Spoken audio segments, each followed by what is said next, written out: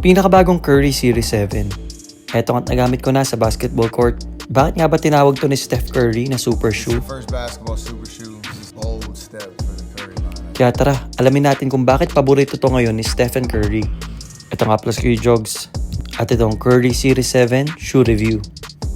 Unahin natin ang traction. Kung first time mo maka-experience ng Curry flow mula sa Curry line, hindi talaga to nagsisqueak dahil sabi nga nila dati, squeaking is losing. Mas makapit daw talaga yung sapatos pag hindi siya nagsisqueak. Tulad nito, top tier ang kapit. Pero guys, based sa experience ko sa mga Curry flow, dumudulas din to pag nakakapitan ng dust. Pero napakadali lang punasan. At guys, hindi nga pala yun recommended sa mga rough courts dahil gawa sa foam yung kanilang traction. Kaya naman mas mabilis mapudpod kaysa sa rubber.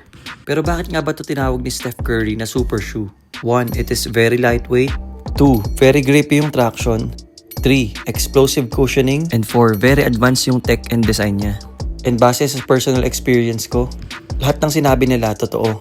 Siguro may isang nakulangan lang ako is yung lockdown. Kahit very snug yung fit niya, medyo nakakaramdam ako ng konting slippage. Pero overall, talagang na-enjoy ko gamitin tong sapatos na to. At ang fitting nga pala nito is very snug. Kaya naman mas maganda kung makakapagsukat kayo nito sa mga stores. Ang SRP nga pala nito is 9,000 plus. At available na nga pala yan sa Under Armour stores nationwide. At yan na nga ang Curry Series 7 from Under Armour. Kung nagustuhan mo tong video, sana mag-share ka. Again, this is Kuy Jogs. Peace.